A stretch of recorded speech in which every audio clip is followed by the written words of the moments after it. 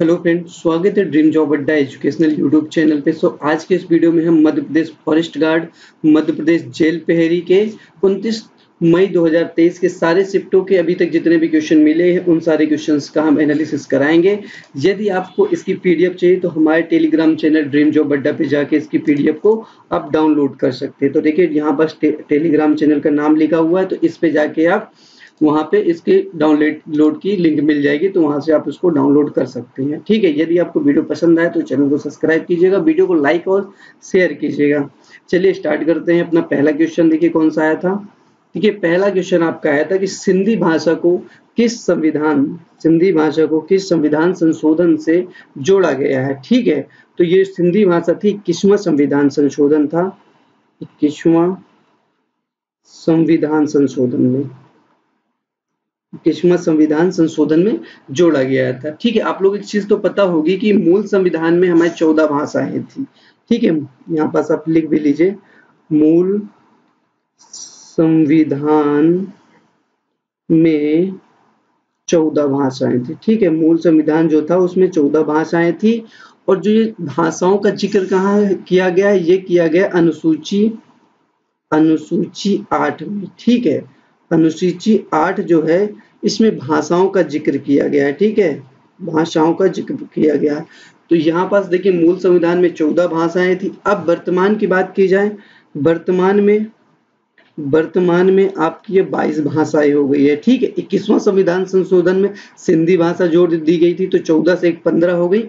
और भाषा जो जोड़ी गई उन भाषाओं के बारे में भी आप लिख लीजिए। ठीक है, एक बार आप देखिए 71वां संविधान संशोधन, यहाँ पर संविधान संशोधन से भी क्वेश्चन आ रहे हैं। ठीक है, तो मैं अभी से 2 या 3 घंटे बाद यानी कि 9 बजे तक आपको एक संविधान संशोधन की पूरी जितने भी इंपॉर्टेंट क्वेश्चन बनते हैं उन सारे क्वेश्चंस की एक वीडियो करा दूंगा। तो जो भी अगले शिफ्टों में संविधान संशोधन से क्वेश्चन आ रहे हैं वो आप लोग आसानी से कर पाएंगे। ठीक है, तो देखिए 71वां संविधान संशोधन जो था, संविधान संशोधन, ठीक है, 71वां संविधान संशोधन में क्या किया गया था। देखिए यहाँ पर 3 भाषाओं को जोड़ी गई है। उन भाषाओं को याद करने की आप ट्रिक लिख सकते हैं, नमक। ठीक है, 3 भाषाएं कौन कौन सी जोड़ी गई हैं, देखिए एन से आपका नेपाली भाषा, एम जो था मणिपुरी भाषा, एम से मणिपुरी भाषा, और के जो था उससे क्या का से जोड़ जाए कोंकणी भाषा। ठीक है, ये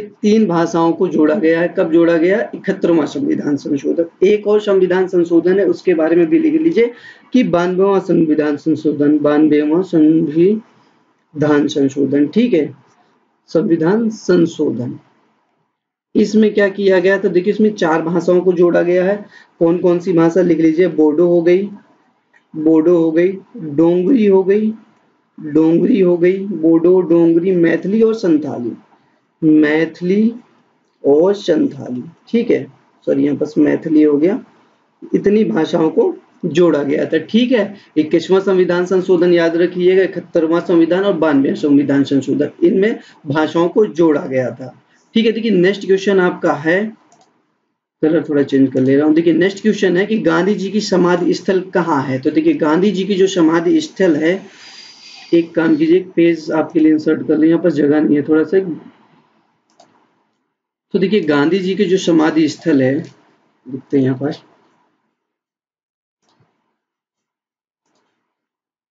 ठीक है, देखिए गांधी जी की, ठीक है, गांधी जी की समाधि स्थल, समाधि, ये कहाँ है, ये आपका दिल्ली में है।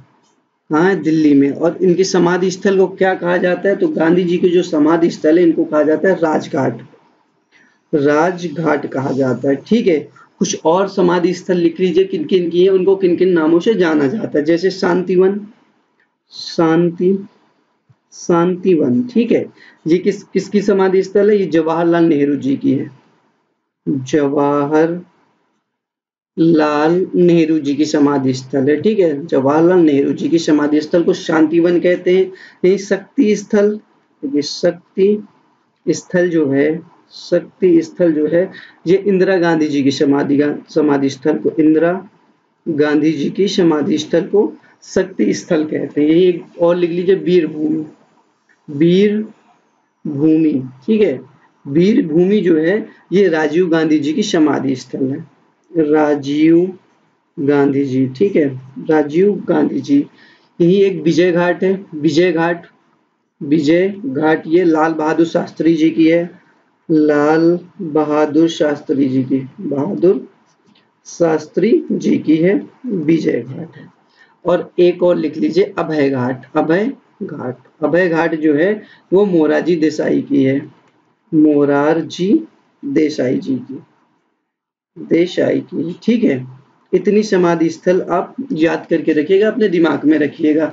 यही देखिए, चलिए नेक्स्ट क्वेश्चन पे हम चलेंगे कि पश्चिम की ओर बहने वाली, देखिए इस क्वेश्चन के लिए आपको ऑप्शन पता होना चाहिए, तो मैं कुछ नदियां लिखवा दे रहा हूँ जो कि पश्चिम की ओर बहती हैं, ठीक है। जैसे कि नर्मदा नदी हो गई, ताप्ती नदी हो गई, नर्मदा ताप्ती हो गई, माही नदी हो गई, माही नदी हो गई, लूनी नदी हो गई, लूनी नदी हो गई, और एक घग्गर नदी, घग्गर, और 2-4 नदियां हैं। तो इतनी नदियों को आप याद करके रखना है कि ये वेस्ट की तरफ फ्लो होती है, पश्चिम की तरफ फ्लो होती है। प्रारूप समिति के अध्यक्ष कौन थे? तो प्रारूप समिति के जो अध्यक्ष थे ये थे डॉक्टर भीमराव अंबेडकर जी, डॉक्टर भीमराव अंबेडकर जी, ठीक है, अंबेडकर जी, डॉक्टर भीमराव अंबेडकर जी हैं। ये कौन थे? प्रारूप समिति के अध्यक्ष थे, ठीक है। और कुछ समितियों के अध्यक्ष लिखना चाहते हो तो लिख सकते हैं, जैसे कि संघ समिति के अध्यक्ष, संघ समिति के अध्यक्ष, संघ समिति के अध्यक्ष ये थे आपके जवाहरलाल नेहरू जी, जवाहरलाल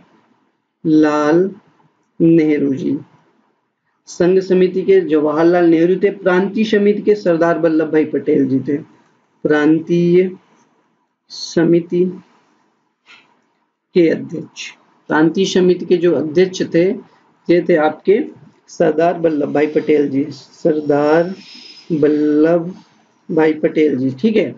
यही एक संचालन समिति की बात करेंगे, संचालन समिति, संचालन समिति, संचालन समिति के अध्यक्ष, ठीक है, यहाँ पास समझ जाइएगा, ये थे डॉक्टर राजेंद्र प्रसाद जी थे, डॉक्टर राजेंद्र प्रसाद जी थे, प्रसाद जी, ठीक है। इतने पॉइंट्स को आप याद करके रखिएगा। देखिए नेक्स्ट क्वेश्चन था आपका साइंस से था, केमिस्ट्री से था, एवोगाड्रो संख्या पूछी थी, क्या होती है इसकी वैल्यूज पूछी होगी क्वेश्चन में जहां तक है। तो इसका जो मान होता है 6.02 इंटू 10 की पावर 23 होता है, ये होता है एवोगाड्रो संख्या होती है। और किसे कहते हैं कि देखिए एक मोल पदार्थ में अणुओं या परमाणुओं की संख्या को एवोगाड्रो संख्या बोलते हैं। लिखना चाहे लिख सकते हैं, हालांकि ये आएगा नहीं, फिर भी आप लिख एक मोल पदार्थ, एक मोल पदार्थ में अणुओं या परमाणुओं, एक मोल पदार्थ में अणुओं या फिर परमाणुओं की संख्या को एवोगाड्रो संख्या कहते हैं। देखिए एक क्वेश्चन आपका आया था अनुप्रास अलंकार से, तो अनुप्रास अलंकार के बारे में तो आपको पता ही होगा, जहां पास कोई भी चीज की बार बार रिपीटेशन होती है तो वहां पास आपका अनुप्रास अलंकार होता है। देखिए अनुप्रास अलंकार में कई भाग भी होते हैं, 5 प्रकार के शायद होते हैं, तो उसको आप देख लीजिएगा अच्छे से। स्थिरता का आपका विलोम शब्द आया था, स्थिरता जो था इसका विलोम शब्द क्या होगा? स्थिर है तो इसका क्या होगा? चंचल हो जाएगा, उसका विलोम शब्द हो जाएगा चंचलता हो जाएगा। पाश्चात्य का विलोम शब्द क्या होता है? पौवर्थ होता है, पौवर्थ होता है पाश्चात्य का, ठीक है। अब देखिए श्वेत प्रकाश, देखिए ये बहुत ही ज्यादा रिपीट किया, क्या पिछले आप जो क्वेश्चन हो गए व्यापम में ये पूछा हुआ, कई बार पूछा है कि श्वेत प्रकाश कितने रंग में बचते हैं। श्वेत प्रकाश में जो टोटल कितने रंग होते हैं? 7 रंग होते हैं, ठीक है। अंतरराष्ट्रीय न्यायालय का मुख्यालय कहाँ है? देखो अंतरराष्ट्रीय न्यायालय जो ICJ होता है, इंटरनेशनल कोर्ट ऑफ जस्टिस, इसका हेडक्वार्टर जो है ये है हेग नीदरलैंड है, इसको लिख लीजिए, हेग नीदरलैंड के अंदर है, नीदरलैंड के अंदर है, ठीक है। तो मुख्यालय से भी क्वेश्चन बन रहा है, ज्यादातर शिफ्टों में बन ही रहा है, ठीक है।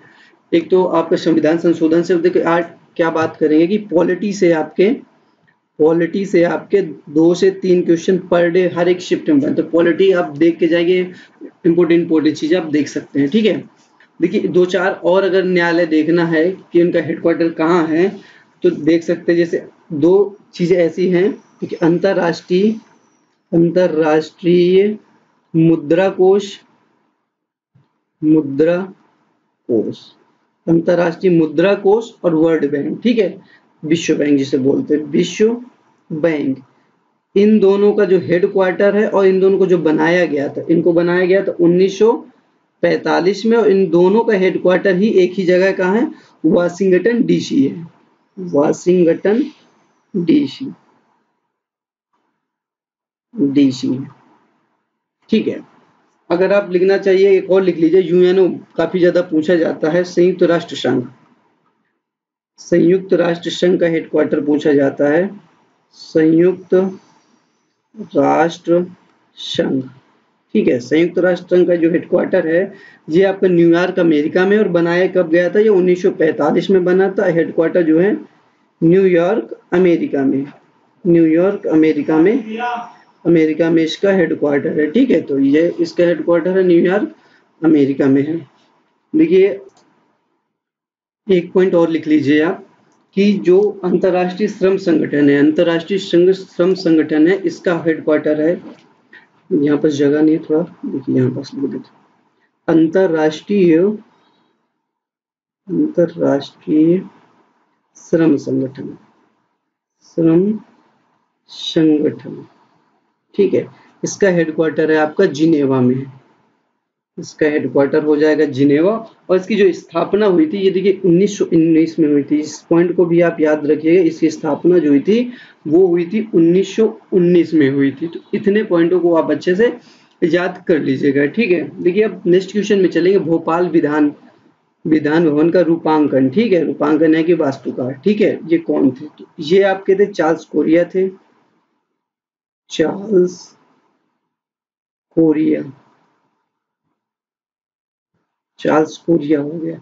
एक चीज और याद कीजिएगा कि जो स्थित है भोपाल विधान भवन जो स्थित है, ये आपका भोपाल है तो भोपाल में स्थित होगा, और अरेरा हिल है जो है भोपाल में, अरेरा हिल्स में स्थित है, ठीक है, अरेरा हिल्स में। एक चीज और याद रखिएगा कि भोपाल जो है शहर जो है, भोपाल शहर ये 5 पहाड़ियों पे बसा हुआ है, 5 पहाड़ियों पर बसा हुआ है,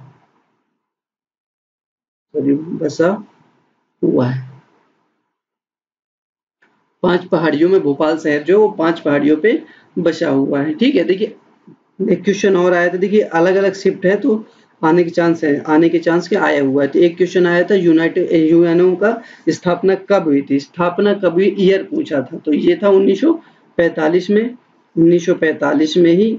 और इसका हेडक्वार्टर क्या बताया था आप लोगों को, पहले ही बता चुका है, संयुक्त राष्ट्र संघ जो होता है इसका न्यूयॉर्क अमेरिका में है। देखिए एक बार और लिखे दे रहा हूँ, न्यूयॉर्क अमेरिका में इसका हेडक्वार्टर जो, ठीक है। देखिए नेक्स्ट क्वेश्चन है, छत्तीसगढ़ को मध्य प्रदेश से कब अलग किया गया था। बहुत ही इजी क्वेश्चन था, हर एक कोई कर ले गया होगा इस क्वेश्चन को। तो ये 1 नवंबर 2000 को, 1 नवंबर 2000, ठीक है। चलिए नेक्स्ट क्वेश्चन पे चलते हैं, एक मिनट के पास जियो नहीं है, ठीक है। बाज बहादुर महल जो है कहाँ स्थित है, तो बाज बहादुर जो महल है ये आपका स्थित है दतिया में स्थित है। और इस महल को बनवाया किसने था ये भी लिख लीजिए, तो ये भी आने के काफी ज्यादा चांस है, खिलजी वंश के सुल्तान नासिर उद्दीन, ठीक है। इन्होंने बाज बहादुर महल को बनवाया था। कुछ महल और इम्पोर्टेंट लिखना चाहते तो लिख सकते, जैसे हो गया खरबूजा महल, तो खरबूजा महल आपका स्थित है धार में, खरबूजा महल स्थित आपका धार में। इत्रदार महल भी इम्पोर्टेंट है, इत्रदार महल जो है ये आपका है रायसेन में है। यही अगर हम बात करेंगे जहांगीर महल, ठीक है, जहांगीर महल जो होगा, जहांगीर महल ये आपका कहाँ है, ओरछा में स्थित है, ओरछा में जहांगीर महल स्थित है। एक मिनट देखिए, अब देखिए गुजरी महल कहाँ है, गुजरी महल, गुजरी महल ये है आपका ग्वालियर में है, गुजरी महल है ग्वालियर में है। और 2-3 महल और लिख सकते हैं, जैसे कि आपका हिंडोला महल हो गया, देखिए 3 महल लिख लीजिए, और हिंडोला महल, जहाज महल, जहाज महल, हिंडोला महल, जहाज महल और रानी रूपमती। ठीक है, रानी रूपमती, इन तीनों महलों के बारे में लिखिएगा। ये तीनों महल जो है ये आपका मांडू में स्थित है। ठीक है, ये तीनों महल आपके मांडू में स्थित है। ठीक है, नेक्स्ट क्वेश्चन में चलेंगे। एक्स किरणों की खोज किसने की थी? तो एक्स किरण जो था इसकी खोज जो की थी ये रोंजटन ने की थी। देखिए पूरा नाम लिख लीजिए, इसकी जो खोज की थी, खोज वो की थी कॉनरॉड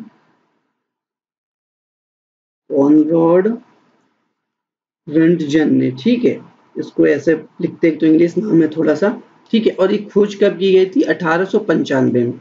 1895 में इसकी खोज की थी। 2-4 और अगर लिखना चाहते लिख सकते हैं, जैसे परावैगनी किरण, परावैगनी किरण। ठीक है, परावैगनी किरण की खोज किसने की थी? तो इसकी खोज जो हुई थी रिटर ने की थी 1801 में। लिख लीजिए 1801 में रिटर ने की थी इसकी खोज, रिटर ने की थी परावैगनी किरणों की खोज। ये रेडियो धर्मिता की बात करेंगे, रेडियो धर्मिता, रेडियो धर्मिता की खोज, रेडियो धर्मिता की खोज ये हेनरी ने की थी, हेनरी बेकरेल ने की थी। ठीक है, और गुरुत्वाकर्षण के बारे में लिखना चाहते तो उसकी खोज की थी न्यूटन, आइजैक न्यूटन ने गुरुत्वाकर्षण की खोज की थी। यहाँ पर लिख लेते हैं, चलिए गुरुत्वाकर्षण, गुरुत्वाकर्षण की खोज की थी आइजैक न्यूटन ने, न्यूटन। ठीक है, ये मानव शरीर की किस ग्रंथि को मास्टर ग्रंथि कहा जाता है? तो पीयूष ग्रंथि जो होती है, पीयूष ग्रंथि को, पीयूष ग्रंथि को, पीयूष ग्रंथि को मास्टर ग्रंथि कहा जाता है। ठीक है, ये जो ग्रंथि होती है ये मस्तिष्क के आधार पर स्थित होती है। ठीक है, इतने ही क्वेश्चन अभी तक हैं, तो इनको आप अच्छे से कर लीजिएगा। कुछ समय बाद 9 बजे तक मैं आपके लिए संविधान संशोधन की, जितने भी संविधान संशोधन है उनकी एक वीडियो ला के दे दूंगा, जिससे कि नेक्स्ट शिफ्टों में जो भी बच्चे हैं उनका सारा क्वेश्चन क्लियर हो जाए, यानी गलत होने के चांस बिल्कुल ना हो। चलिए, थैंक यू।